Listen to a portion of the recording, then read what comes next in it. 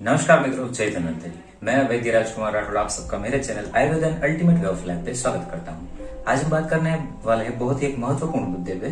जी बात करने वाले हम जल पे, पानी पे। यस, जैसा कि आप सब जानते हैं कि हमारी बॉडी का 60% से ज्यादा हिस्सा पानी का बना हुआ है। इवन हड्डी जैसे मजबूत अंगों में भी काफी सारी मात्रा में पानी रहता है। तो इसी पानी का योग्य मात्रा में प्रयोग करेंगे तो हमारा शरीर स्वस्थ बना रहेगा। जैसा कि आप जानते हैं कि अगर खेत में हम बिल्कुल ही पानी ना डालें तो जमीन सूख जाएगी, और कहीं ज्यादा पानी हो गया तो कीचड़ हो जाएगा और फसल ठीक से नहीं उग पाएगी। वैसा ही हमारी बॉडी का है। अगर हमने ठीक मात्रा में पानी डाला तो हमारा डाइजेस्टिव सिस्टम प्रॉपर वर्क करता रहेगा और हमें खाने में भी आसानी होगी, और हमारा जो पचन है वो सही टाइम से चलता रहेगा।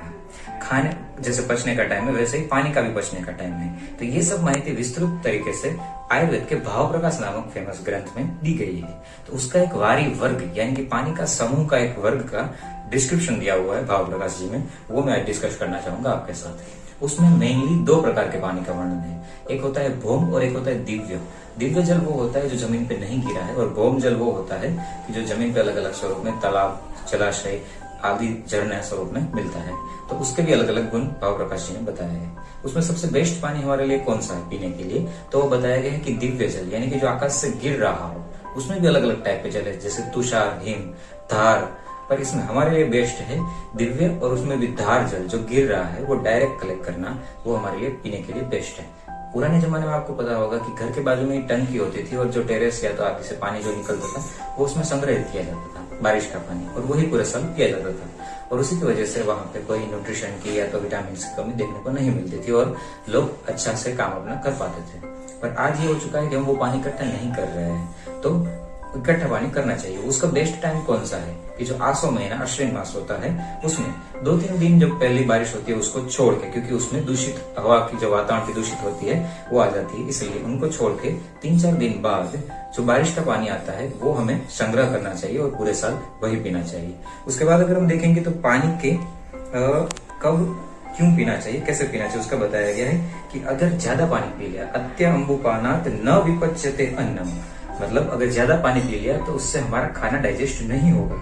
न अम्बुपानात् च स एव दोषः, मतलब अगर बिल्कुल हमने पानी नहीं पिया तो कम पिया तो उससे भी सेम डाइजेस्टिव सिस्टम में प्रॉब्लम होगा और बॉडी में न्यूट्रिशन भी नहीं मिलेगा। तो तस्मात् नरो वह्नि विवर्धनार्थ, इसलिए जो इंसान है उनको अपने पेट की डाइजेस्टिव पावर बढ़ाने के लिए मुहुर मुहुर वारी पिबेत, मतलब बार बार थोड़ा थोड़ा पानी पीना चाहिए। एक साथ 2-3 ग्लास पीने को अवॉइड करके बार बार थोड़ा थोड़ा पानी पीना चाहिए।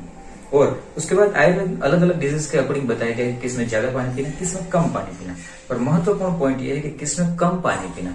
तो वो कुछ डिजीज है जिसमें जैसे कि अरोचक प्रतिष्ठा, मतलब अरोचक यानी अरुचि हो, हमें खाने में कुछ टेस्ट नहीं आ रहा हो, मजा नहीं आ रहा हो, तो हमें ये अरुचि की अवस्था है, उसमें कम पानी पीना चाहिए। उसके बाद आता है प्रतिष्ठा, यानी कि अगर सर्दी जुकाम, सर्दी है ज्यादा तो नाक से पानी बह रहा है, राइनाइटिस जैसी कंडीशन में पानी कम पीना चाहिए। उसके बाद आता है मंदे अग्नो क्षयथो क्षय।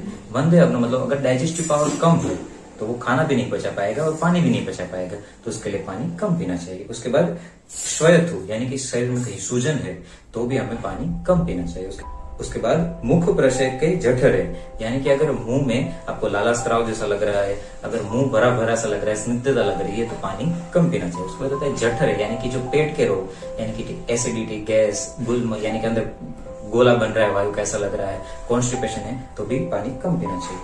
उसके बाद आता है कुष्ठ, यानी कि जो अलग अलग प्रकार के स्किन डिजीज है, जैसा कि कोई स्किन में पॉस भर जाता है या तो ऐसा कुछ होता है, एब्सेस होता है, तो उसमें भी पानी कम पीना चाहिए। उसके बाद आता है नेत्रामयी ज्वर, यानी कि आंखों के रोग, जिसमें आंख भारी लगती हो, आंखों के आजू बाजू दर्द कर रहा हो, हेडेक हो रहा हो, और आंखों से पानी बह रहा हो, ऐसी कंडीशन, या तो आंखों में कंडू यानी कि खुजली हो रही हो, तो भी पानी कम पीना चाहिए।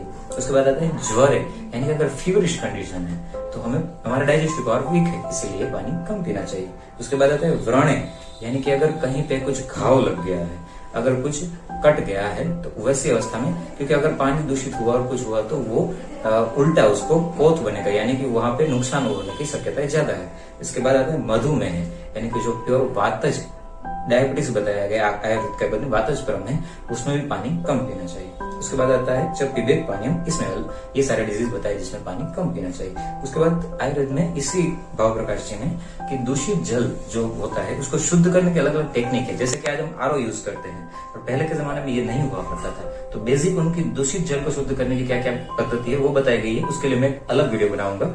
आज हम लास्ट पॉइंट, यहाँ पे ये वीडियो का लास्ट पॉइंट डिस्कस करेंगे कि जो पानी है वो कितने टाइम में पचता है, क्योंकि खाना भी पचने में समय लगता है। तो जो पानी है वो शास्त्रों में ये बताया गया है कि पित्तम जलम जीर्यति याम युग्मम आदि, मतलब 2 याम यानी कि 2 प्रहर, मतलब 1 प्रहर होता है 3 घंटे। तो जो नॉर्मल ठंडा पानी पियेंगे अगर हम तो वो पचने में लगते हैं 6 घंटे। और उसके बाद आता है एक मात्रा तो शुद्ध शीतलम च, मतलब अगर शुद्ध मतलब गर्म करके शीतलम ठंडा किया हुआ जो पानी है वो 1 प्रहर यानी कि 3 घंटे तक के समय में पचता है। और उसके बाद आता है तत अर्धमात्रेण श्रुत कत उष्णम, मतलब श्रुत यानी गर्म किया हुआ, कत उष्णम मतलब गर्म करके, गर्म किया हुआ है थोड़ा वार्म ल्यूकवार्म वाटर ही अगर हम पियेंगे तो वो आधा याम यानी कि आधा प्रहर यानी कि 1.5 घंटे तक के समय में ही जल्दी से पच जाएगा। पयः प्रपाके त्रयेव काला, मतलब पानी के पचने की 3 काल है। तो जैसा कि आप सबने देखा कि 1.5 घंटे में पानी पच जाएगा तो हमारा डाइजेस्टिव सिस्टम प्रॉपर वर्क कर सकेगा और जो हमने खाना खाया है उसके पचने के लिए भी समय मिलेगा। तो इसका मुद्दा ये है कि अगर हम पानी पीना है तो एक साथ ज्यादा पानी पीने से अच्छा है थोड़े थोड़े अंतराल पे बार बार पानी पीते रहे, तो हमारी सिस्टम भी प्रॉपर काम करती रहेगी और हमें न्यूट्रिशन भी मिलेगा और हम जैसे डिहाइड्रेट बोलते हैं वैसा नहीं होगा कंडीशन। तो आज के लिए इतना ही। अगर आपके कोई कमेंट है, अगर आपका कुछ सजेशन है, अगर आप कुछ पूछना चाहते हैं तो मुझे कमेंट बॉक्स में बताइए, मैं जरूर उसका आंसर करने का प्रयत्न करूंगा। जय धन्वंतरी, जुड़े रहिए मेरे channel Ayurveda and ultimate way of life के साथ। Thank you.